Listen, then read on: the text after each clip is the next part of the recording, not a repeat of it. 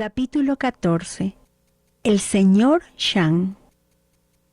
Después de abandonar el amasario, no me quedaba otra alternativa que regresar. El doctor Wang había dicho que 5 días. Ya teníamos 17 días de estar ausentes, y él tenía a su esposa y a sus niños en el hogar. Yo no podía seguir adelante sola en una región tan desolada y deshabitada. Así que regresamos a Sinsui, dando testimonio a todos los que encontrábamos en el camino. De ahí me las aviné para regresar a Fenshen, para contar a los estudiantes cuán maravillosamente Dios había contestado sus oraciones. Pasado cierto tiempo, me vi obligada a ir a un pueblecito del cual no sabía nada. Todo lo que yo tenía era una bata raída que me habían regalado, y me sentí completamente desilusionada y perpleja. ¿Por qué Dios me había mandado a esta extraña ciudad sin dinero? Era una ciudad enorme y había muchísimos estudiantes. ¿Qué iba yo a hacer allí? Un doctor chino y su esposa me recibieron en su hogar y me trataron con mucha bondad. Estaba yo sentada en un cuarto de la casa cuando me di cuenta de que 2 hombres atrás de mí charlaban acerca de cierto lugar en la ciudad donde había personas que jamás habían escuchado acerca del Señor Jesucristo. Olvidando en lo absoluto las buenas costumbres, irrumpí. Señores, ciertamente ustedes se equivocan. Hay iglesias por toda la ciudad. Hay reuniones donde quiera. Hay centenares de cristianos. Señora, usted debe ser forastera en nuestra ciudad. Estoy aquí desde hace 2 días. Estábamos hablando de la prisión. ¿Hay una prisión aquí? Cierto. La segunda y más grande prisión en China está aquí, y nadie jamás ha estado ahí para hablar de Cristo a esos miserables presos. Seguí hablando con ellos, pero nadie demostró interés en particular. Después de todo, el trabajo entre los prisioneros nada tenía que ver conmigo. Yo siempre había predicado en las aldeas y en los pueblos. Ese era mi trabajo. Pero en los pocos días que transcurrieron no tuve paz. Dios me dijo muy claro que, queriéndolo o no, esos hombres en la prisión deberían preocuparme. Cada uno de ellos tenía un alma por quien Cristo murió, y yo había venido a China a proclamar ese evangelio donde quiera que Dios me guiara. Al finalizar la semana, solicité una entrevista con el gobernador. Él fue excesivamente cortés, pero tan condescendiente que me volví toda nervios. ¿Qué puedo hacer por usted, señora?, preguntó y me miró con cierta indiferencia. ¿Me permitiría usted entrar a su cárcel para predicar a Cristo a sus prisioneros? ¿Tiene deseos de entrar a la propia cárcel? Sí. ¿Y qué se propone hacer si le permito hablar a los hombres? Me propongo alterar su prisión.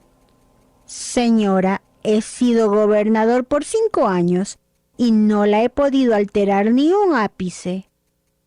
Pero yo tengo a Jesucristo. Él sí puede alterarla. Conseguí un pase y fui escoltada hasta el gran patio de la prisión. Una fila tras otra de hombres sucios, horribles, caricrueles y desgarrados aparecieron en formación, con guardias al extremo de cada fila. Todos gritaban, reían y hacían burla. Yo era tan bajita que tuvieron que improvisar una especie de plataforma donde pararme. Yo les hablé. Les conté historias y luego se marcharon. Día tras día, mientras permanecía de pie sobre aquella improvisada plataforma, mi corazón latía con vehemencia. Pero conociendo la terrible y desesperante necesidad de estos hombres, me sentía impulsada a seguir adelante. Noche tras noche, oré durante largas horas por ellos. A menudo, cuando debería estar durmiendo, me encontraba afuera, en alguna colina, con un leproso cristiano, caminando y orando, pero jamás atreviéndome a negarle mi ayuda por ser inmundo de cuerpo, ya que en verdad era limpio de corazón. Además de ir a la prisión, también visitaba el leprosario, y creo que fueron las oraciones de los cristianos leprosos las que me fortalecieron durante esas primeras semanas tan terribles en la cárcel. Por fin, un prisionero se convirtió, luego otro, hasta que logré que 5 se pararan junto a mí y testificaran del cambio que Dios había obrado en sus vidas. Esto fue maravilloso, pero la prisión ciertamente no fue alterada, pues había miles aún que se burlaban de la palabra de Dios. Un día había terminado de hablar y salía de la cárcel sintiéndome deprimida, cansada y deseosa de alejarme de la terrible hediondez de aquel lugar, cuando se abrió la puerta y metieron a 4 hombres. Estaban encadenados unos a otros y fueron arrojados violentamente sobre el suelo por sus guardias, que permanecían parados junto a ellos con sus armas. Mi primer pensamiento fue: salte de aquí tan pronto como puedas. Me apresuré hacia la puerta cuando escuché una voz que me dijo: Gladys Allworth, yo morí por estos, así como lo hice por ti. Me volví hacia el guardia y le dije: ¿me permite usted hablar a estos hombres? En tono brusco y con un lenguaje descortés, el guardia rehusó. Caminé pausadamente por el corredor, oré y luego supliqué nuevamente. Esta vez recibí una maldición como respuesta y el guardia gritó: «¡Echen fuera a esa mujer inoportuna!». Un guardia me obligó a salir. Pocos días después supe que aquellos 4 hombres eran asesinos. A 3 ya los habían matado. Solo uno, el señor Shang, estaba todavía con vida. El señor Shang era joven, bien parecido y arrogante, pero había algo en él que me hacía pensar que era completamente malvado. Me miraba en una forma horriblemente ofensiva y me decía cosas que no se pueden repetir. Sentí una aversión intensa hacia él, pero oré por él y supliqué a otros amigos que oraran también.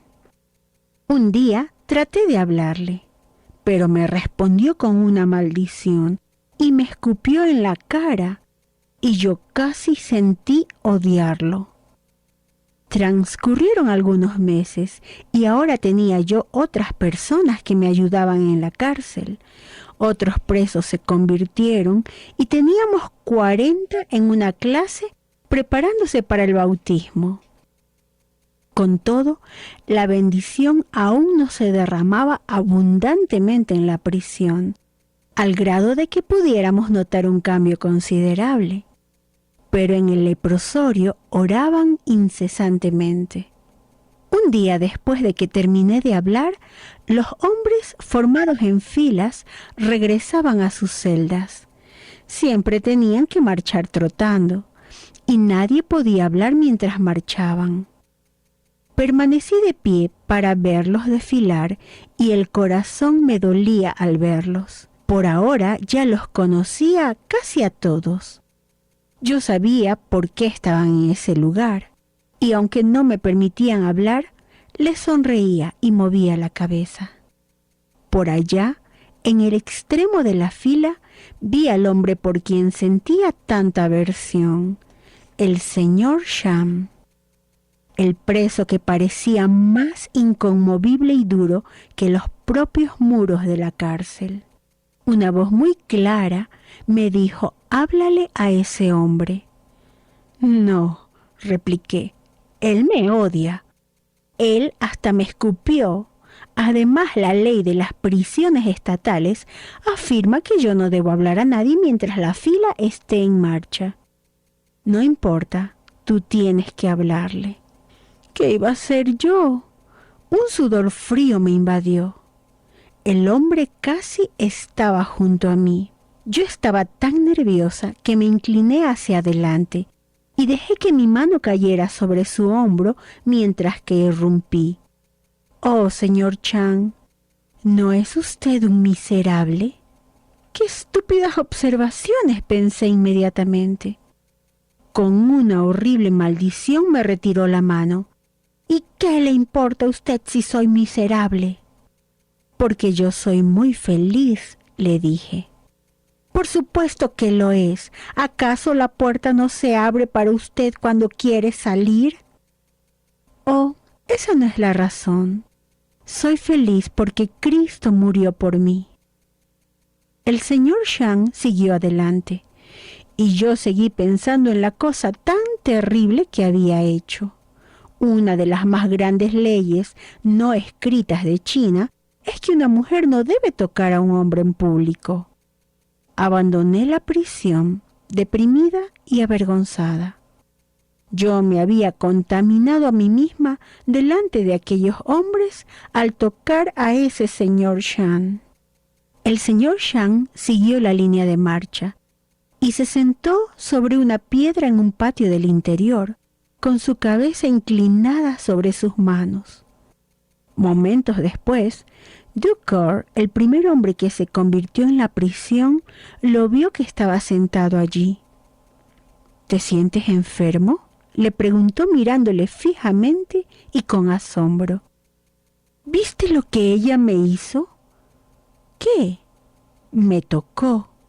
No, eso es mentira. No es mentira. Ella puso su mano sobre mi hombro. No puedo creerlo. Otro prisionero que había estado escuchando se les acercó. Lo que él dice es verdad. Ella sí lo tocó. Ella me tocó como si me amara. El señor Shang exclamó jadeando. Quizá ella te ama, replicó Ducor. ¿Qué? ¿Una mujer pura como ella amarme a mí, un asesino que la maldijo y la escupió?